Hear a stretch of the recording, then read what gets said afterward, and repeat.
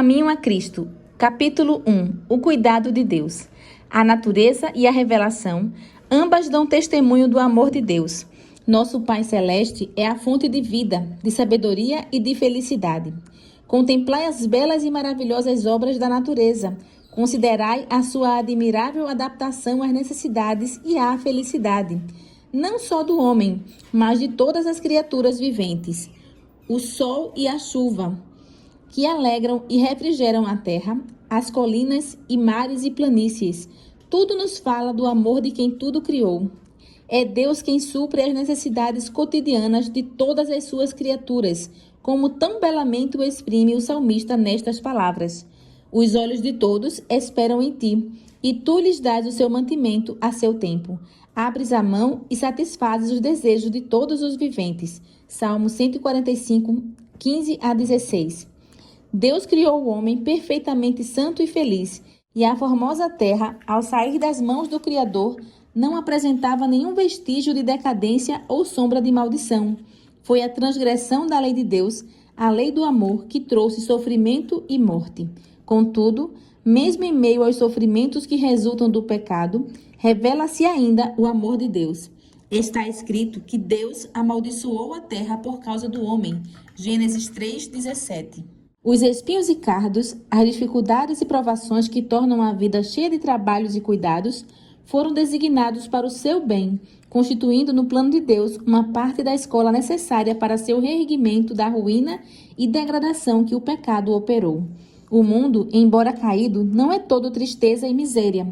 Na própria natureza há mensagens de esperança e conforto. Há flores sobre os cardos e os espinhos acham-se cobertos de rosas. Deus é amor, 1 João 4:8.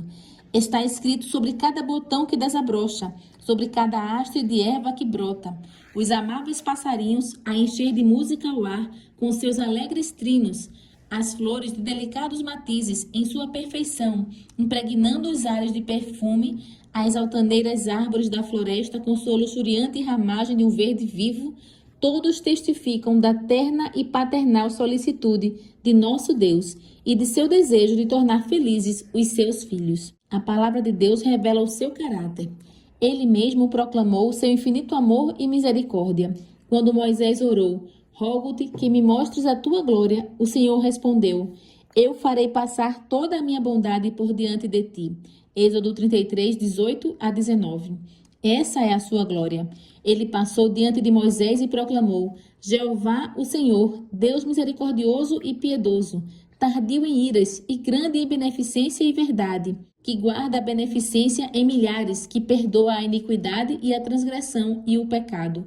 Êxodo 34, 6 a 7. Ele é longânimo e grande em benignidade. Jonas 4, 2. Porque tem prazer na benignidade. Miqueias 7, 18. Deus ligou a si nosso coração por inúmeras provas no céu e na terra, pelas obras da natureza e os mais profundos e ternos laços terrestres que podem imaginar o coração humano. Ele procurou revelar-se a nós. No entanto, estas coisas só muito imperfeitamente representam o seu amor. Não obstante todas essas provas, o inimigo do bem cegou o espírito dos homens, de maneira que foram levados a olhar a Deus com temor, considerando-o severo e inexorável.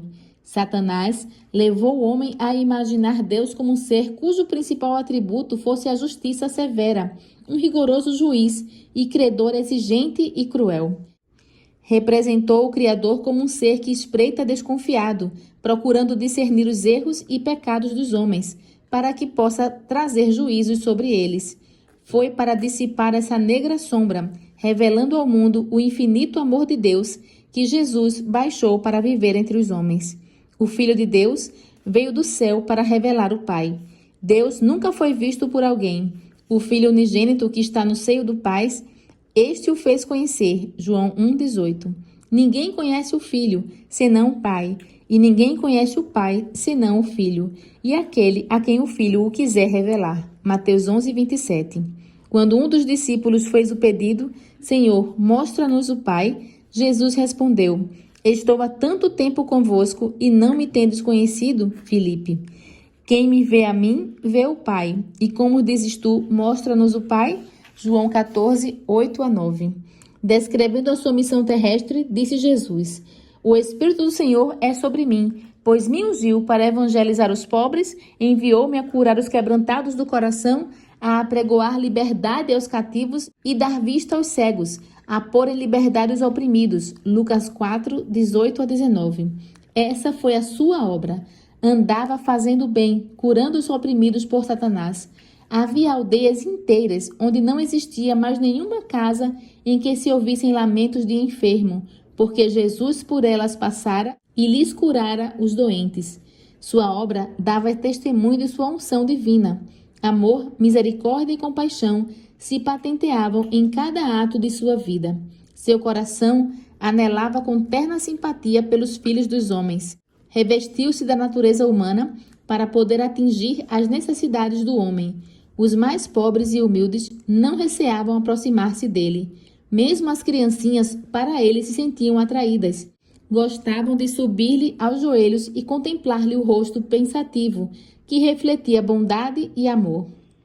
Jesus não suprimia da verdade uma palavra que fosse, mas sempre a proferia com amor.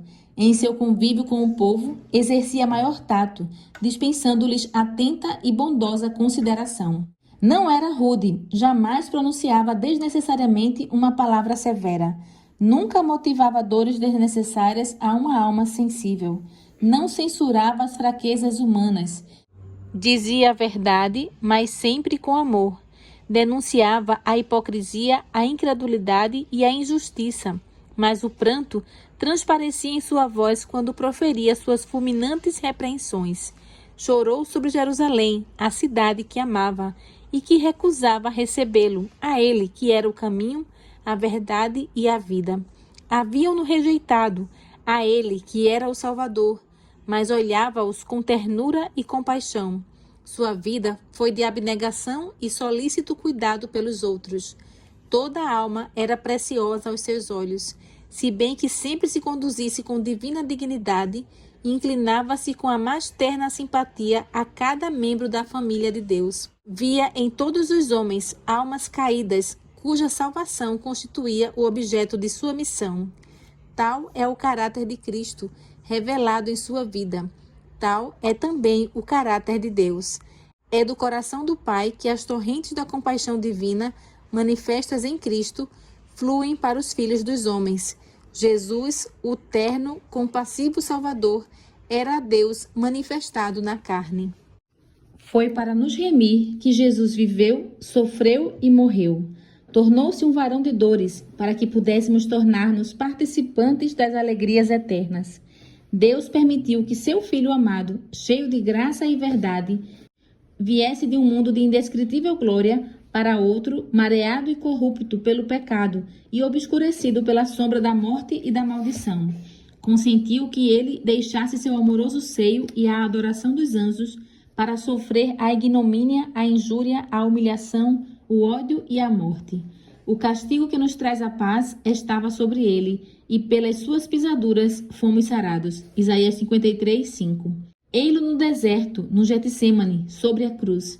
O imaculado Filho de Deus tomou sobre si o fardo do pecado.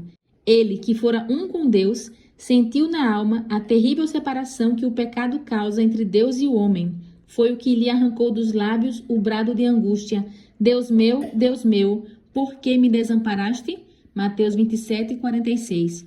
Foi o peso do pecado, a sensação de sua terrível enormidade e da separação por ele causada entre Deus e a alma, que quebrantaram o coração do Filho de Deus. Mas este grande sacrifício não foi feito para engendrar no coração do Pai o amor para com o homem, nem para dispô-lo a salvá-lo. Não, não. Deus amou o mundo de tal maneira que deu o seu Filho unigênito. João 3,16. O Pai nos ama, não em virtude da grande propiciação, mas sim proveu a propiciação porque nos ama. Cristo foi o instrumento pelo qual ele pôde entornar sobre o mundo caído o seu infinito amor. Deus estava em Cristo, reconciliando consigo o mundo. 2 Coríntios 5,19. Sofreu juntamente com seu Filho. Na agonia do Getsêmani, na morte sobre o Calvário, o coração do infinito amor pagou o preço de nossa redenção. Disse Jesus: por isso o Pai me ama, porque dou a minha vida para tornar a tomá-la. João 10:17. Isto é, meu Pai tanto vos amou, que mais ainda me ama a mim, por dar a minha vida a fim de vos redimir, tornando-me vosso substituto e penhor, entregando minha vida, tomando sobre mim vossas fraquezas e transgressões.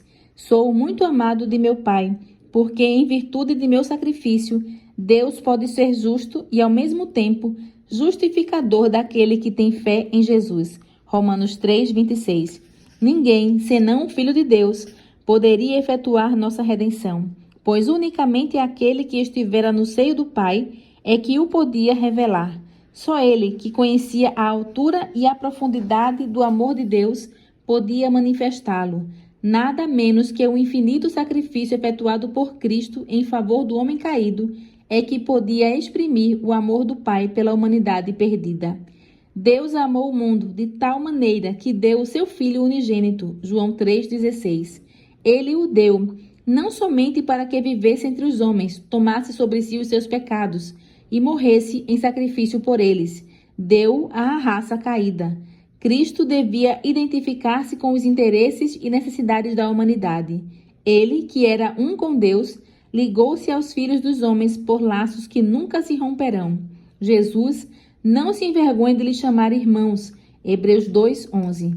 Ele é nosso sacrifício, nosso advogado, nosso irmão, apresentando nossa forma humana perante o trono do Pai, achando-se, através dos séculos eternos, unido à raça que ele, o Filho do Homem, redimiu. E tudo isto para que o homem pudesse ser erguido da ruína e degradação do pecado, a fim de que refletisse o amor de Deus e participasse da alegria da santidade. O preço pago por nossa redenção, o infinito sacrifício de nosso Pai Celestial em entregar seu Filho para morrer por nós, deveria inspirar-nos ideias elevadas sobre o que nos podemos tornar por meio de Cristo. Quando o inspirado apóstolo João contemplou a altura, a profundidade e a amplidão do amor do Pai para com a raça perdida, foi possuído de um espírito de adoração e reverência, e não podendo encontrar linguagem apropriada para exprimir a grandeza e ternura desse amor, chamou para ele a atenção do mundo. Vede quão grande amor nos tem concedido o Pai, que fôssemos chamados filhos de Deus. 1 João 3:1.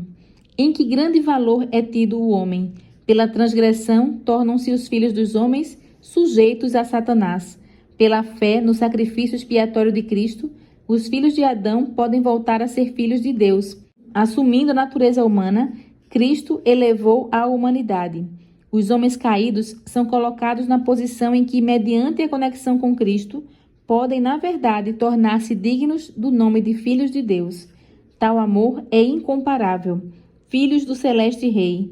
Preciosa promessa. Tema para a mais profunda meditação. O inigualável amor de Deus por um mundo que não o amou.